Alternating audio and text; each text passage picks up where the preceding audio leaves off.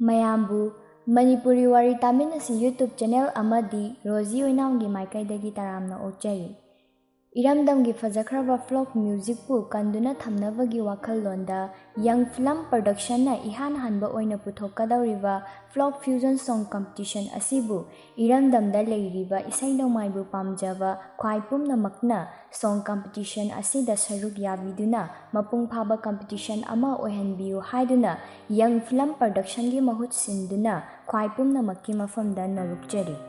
Hena akupa marol khangnanabagidamagta makhagi description asida pijariba link asida changbiyu. Hauzik lobirasi Thawaigi Purnima hairiba wari asigi mari shuba saru. Exam nungairambra? Ready na? Nungairame adugira. Anjuna?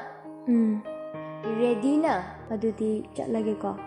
Asi haiduna chatpa hawi Anjusu ikairaga leiba adu thamoi machak henabani khalai aduga tapna hairai ngaikhuwa ready shu adu tabada chap lepi aduga mamai adu leithorai Anjudu mamai adu luktharaga leirami ready na karimu walage Anjuna ikaina hairai yamaroiba mawale ready na hairo kaino Anjuna no manang nengonda haikibida ayarage wahai asi hairamlaga Anju adu kanna chenkhre ready shu ingagagna Anjubu yengduna lehawi no face tawjai Anjudu chena mamaya adu haifet yenglakpada ready shu yengduna leiramba duda amukka hena ikaijaduna mamaya adu fat leishinki tanja duda Anjudu khamlamba gari amada hek thengjilli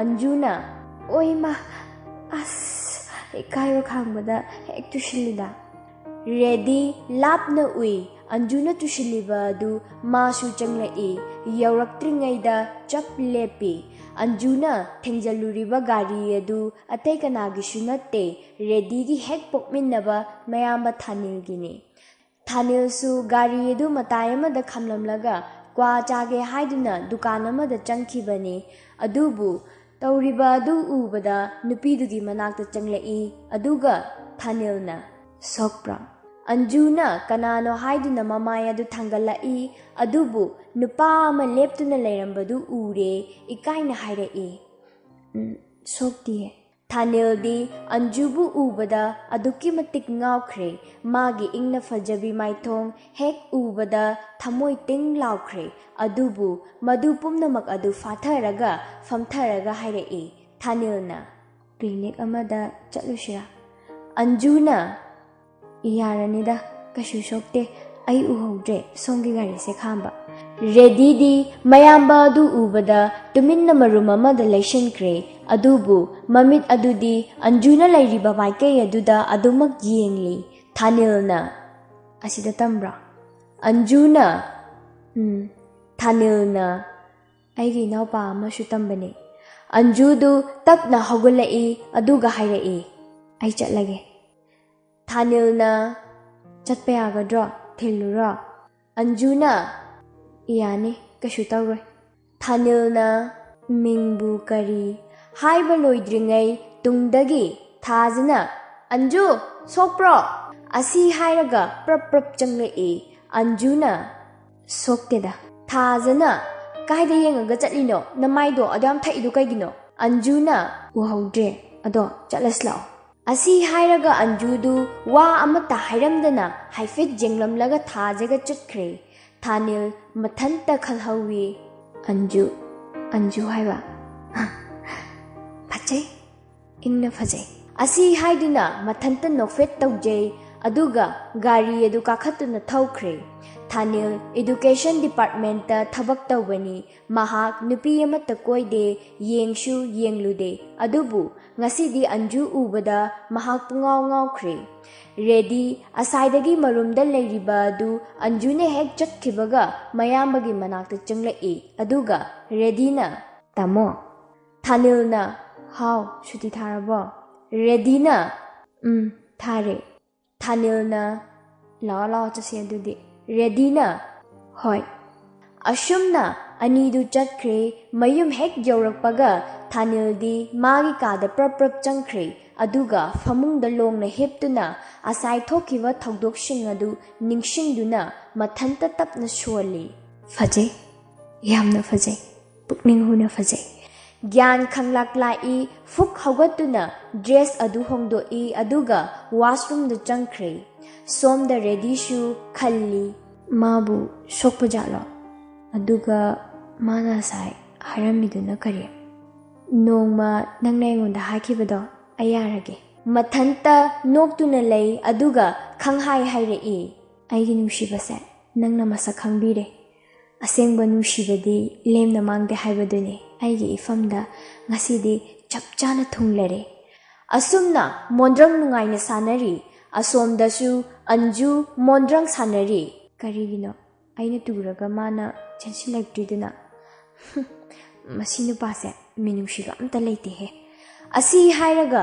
nokfet tau amukshu khalli hayengdi maga koiba chalusi haige nongale anjusu mayumdagi thoklaktuna magi activa adu puraklaga khara nganna lai ready bu ngaiduna leiri asomdasu Thanil ngasidi yamna nana loshinduna anjubu yenglurage khanduna ready bu thinba lai ready di karishu khangjadabanina adumak lakminnei tuition mafam yawraktuna geta anju lepadu ure mabukta khalli wari shanasirane adubu ready gi mamangde ikaiba fawbana madumadi tawraroi khalle hoida hallage ngasigidi ure yare taptapna adum hairaga lore ngasigidi ready se thamlamlaga hallage asumna ready bu thamame aduga hankhre anjusu ready na gari dagi kumtharakpa adu uhawi adubu ngarangi gari duni haibadudi khanglamde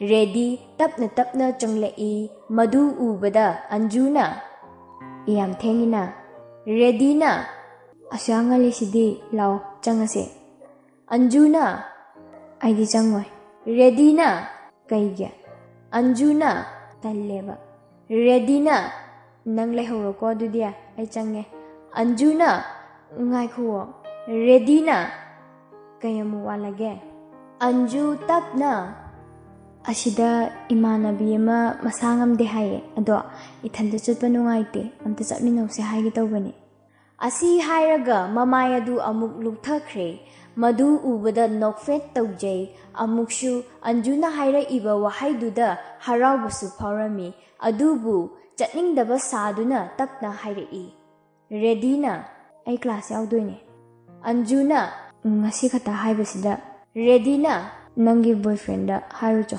anju yamna tapna mathanta sholi aigi boyfriend ne hairise haife tahawi ready aduga dak hairei kariyaba anjuna kashu haide ado amta chapminarusiba ready na ai ngasaina tali haikre tahaudraba anjudu ready de ikaiba fawre aduga peri tawraga hairei nangse thamo yamna kalle aidi na kai khangde ngarang aina sokpadusu una changlakte ngasisu aina wahai amakak haibasida yabide aduga dangna aibu nushi ase hajina boyramgani ready anjuna tawrakliba matau aduda khangnok nokthorei aduga hairei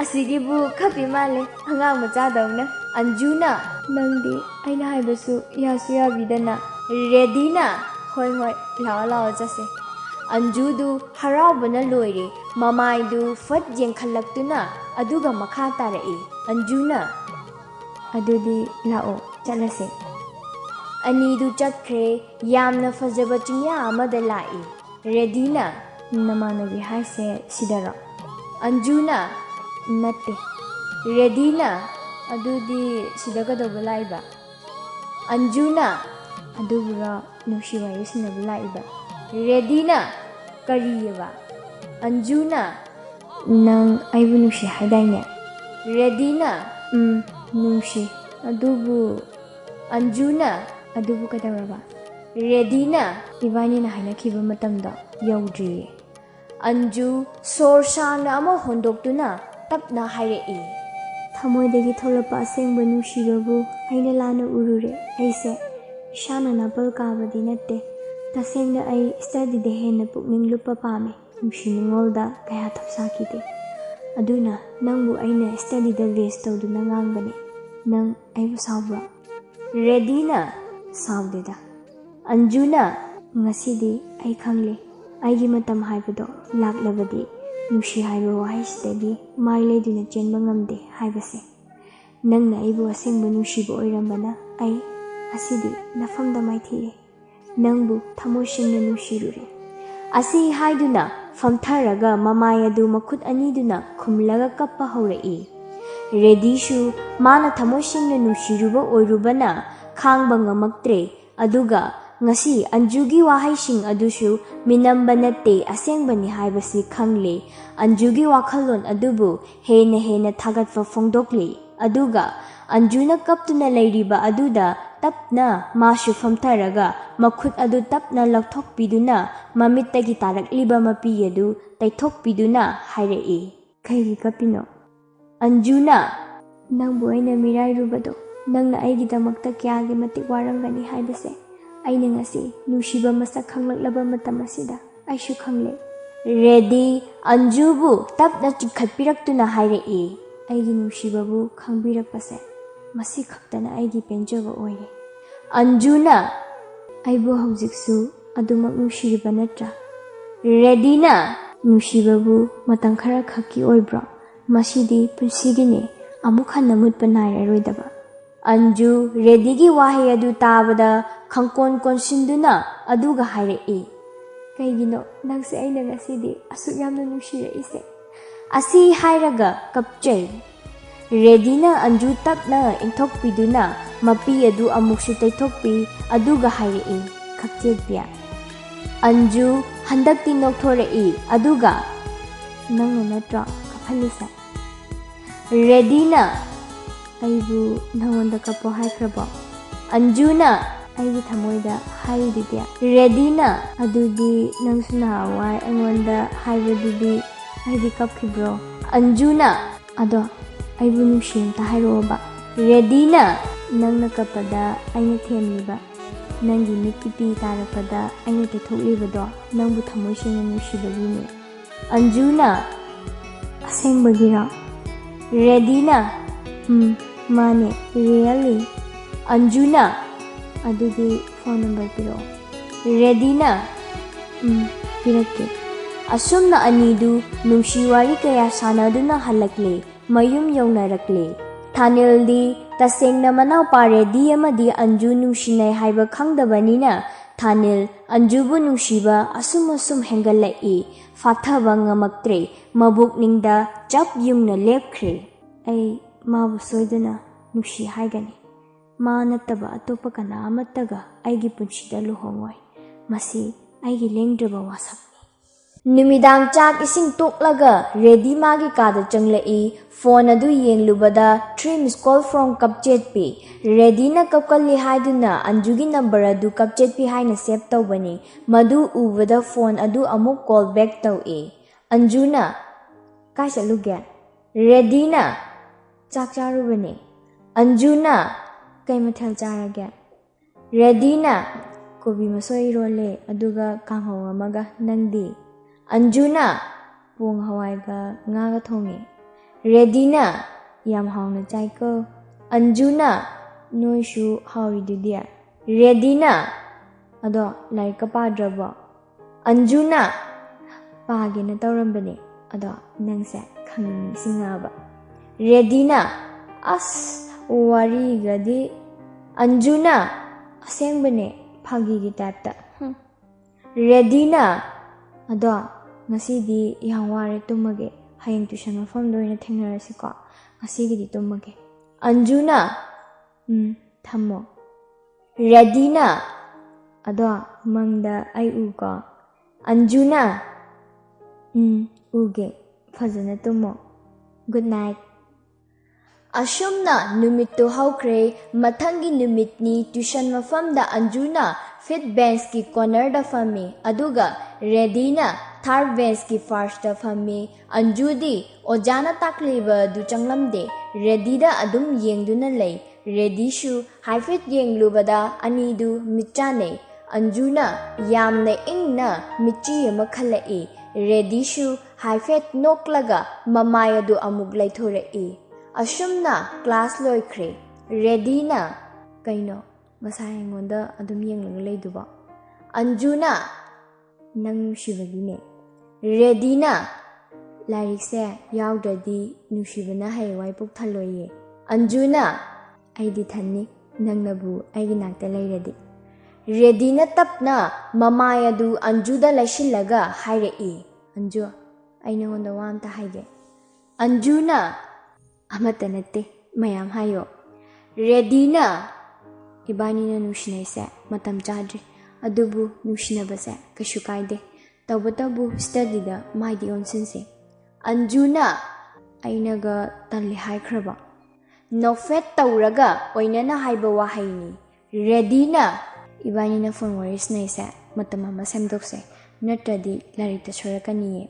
Anjuna hoiba sungangle haidoido sasa hairoba. Amukshu yamna oinana haiba wahaini. Ready sorsang na ama hondoktuna tapna hairei.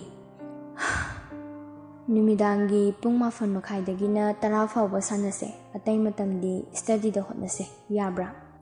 Anju Redina gyan tawa larikta thawai yaujaba du ubada hena penjakre nungai jakre tapna.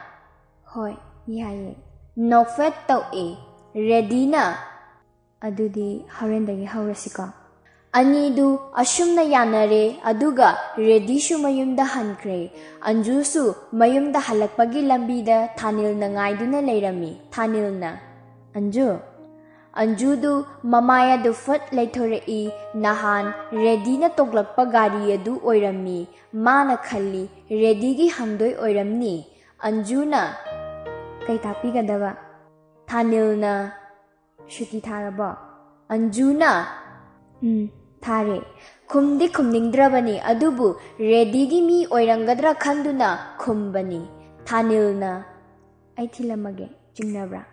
Anjuna yaraniye haigadabado adum haibiyo. Thanil na nahan thengjinbado sokpa phar ri. Thanil na nahan thengjinbado sokpa khara pharaba. Anjudu asaikai khanglamdabani nahan mana thengjilluba gari adu oirambaduda ikaibana marai adu chiklaga tapna hairei. Kaishu tawdre. Thanil na ado phone number amta laujage yagadra. Anjuna mabuk ningda khalli kari nupano sibo ngau jatla. Aduga hairei. Anjuna phone paidiye. Asi hairaga gangam chatli magi matawadu ubada Thanildi hena nungshiba phauraklammi mathanta sholi. Asuk nungshibi nangsibu kadaida layramgadage aidi ngaure nangwanda nangbu atopa kanagishu ohelloye. As mayung khangbu oina mana tonglibo oktosigi maningda inarurage. Asumna Thanilna Anjugi mayum su khangle matamdi asum hauki. Thanil na Anjubu adum senaduna lai aduga Anjuga Rediga shu haina khibagi matung inna pung mapan makhaidagi na tara fawba khakta wari shanarami. Noma gi nushinabasu asum hengatlami. Class 11 gi exam su haidokle. Redina first tarami aduga Anjuna second tarami. Noma Anju bazarda laklami. Thanil na Anjubu senabadi lepte. Thanil na mirak narak jenglaga Anjugi manakta changlei. Thanil na Anju kai chaluino. Anjuna sidala ambani. Adu hairaga chatke tawi. Thanil na wari imta sanase yagadra. Anjuna kari warino. Thanil na mafamse kitang chaba wale asai fawda chalusya tingnabra. Anjuna shida adam haibiyo yani. Thanil mamaya du koyeng yengi anakpada fast food ama leibadu ure. Thanil na fare asigi fast food asida sanarurase asimatangdi yabiyo.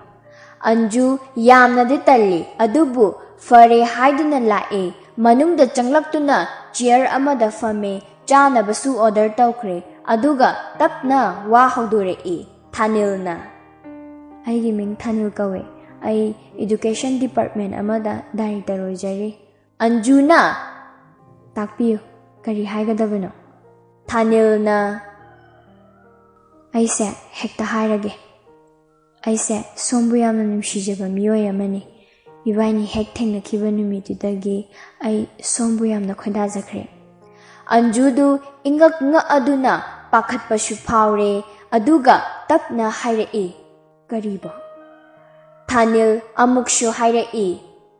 Ai sombu thamosengna nungsirure aigi purpose accept tawbiyo. Anjudu mamaya du luktharaga hairei.